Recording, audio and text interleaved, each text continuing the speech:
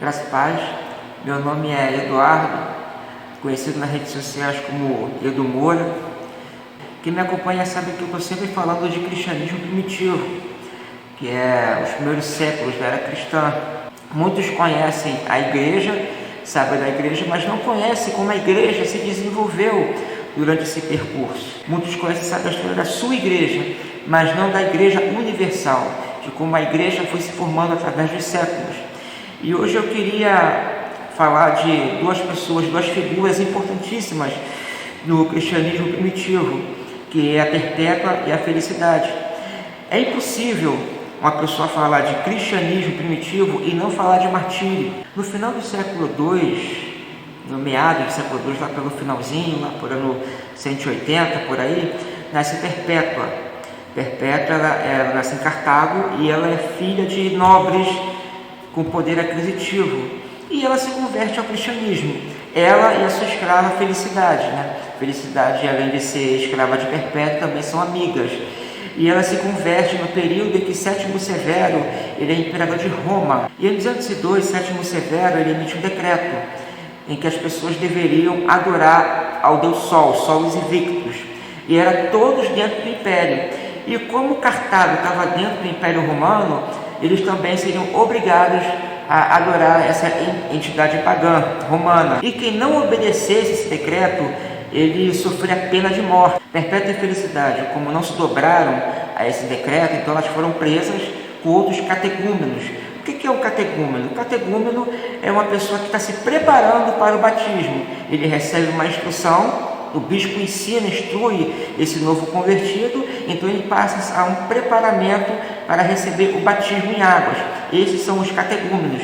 E ela, Perpétua e Felicidade, também eram catecúmenos, eles eram recém-convertidos ao cristianismo. Perpétua, quando foi presa, ela tinha uma filha pequena recém-nascida, ela deixou a filha com os pais e o marido e foi presa junto com a Felicidade. Já a Felicidade, ela estava grávida de poucos meses ainda. Uma certa feita, a Perpétua, escrevendo em seu diário, ela relatou que seu pai, ao visitá-la, ele queria que ela negasse a fé, para ela poder ter a liberdade. E ele insistiu, persuadiu, ficou dando sermões a ela para que ela pudesse renegar sua fé. E ele falava: minha filha, você não pensa na sua mãe, você não pensa no seu pai, você não pensa na sua filha.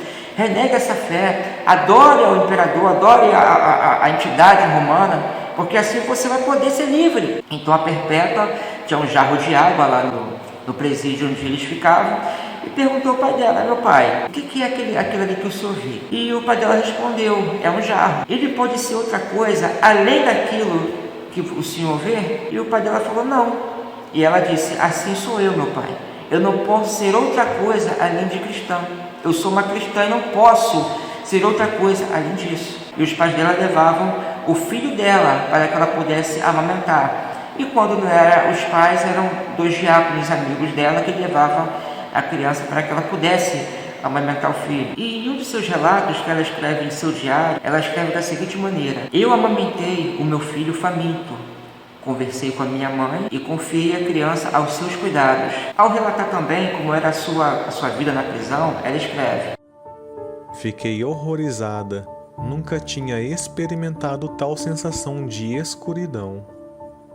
O calor era insuportável e éramos muitas pessoas em um subterrâneo muito estreito.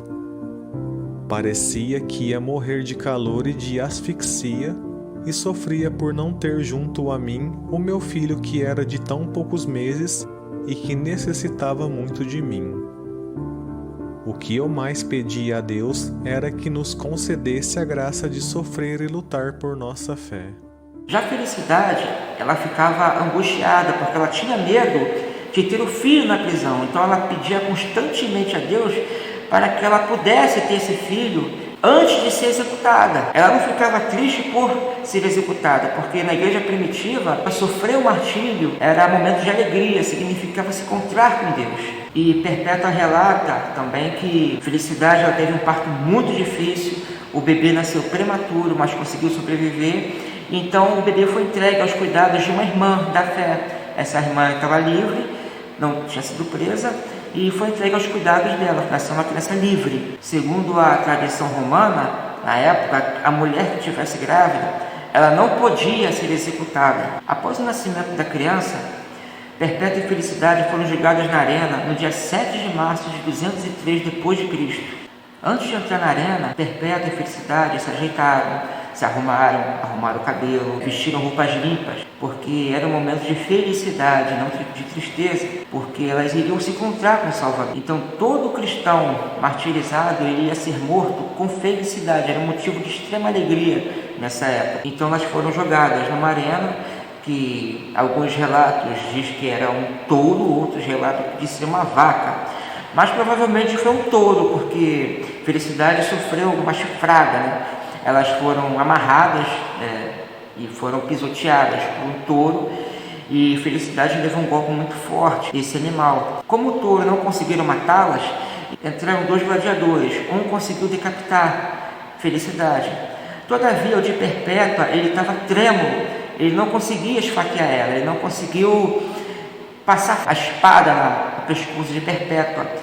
Ele devia ser novato, porque ele tremia muito. Então Perpétua pegou a espada dele e colocou em sua garganta e pediu para ele executar, para ele fazer o que ele foi lá fazer. Então ele foi e degolou Perpétua. E os restos mortais de Perpétua e Felicidade foram transferidos em 926 para a igreja de Notre Dame, na França. Com o passar dos séculos, quando a Igreja Católica começou a canonizar mártires cristãos, Perpétua e Felicidade foram canonizados muitos séculos depois.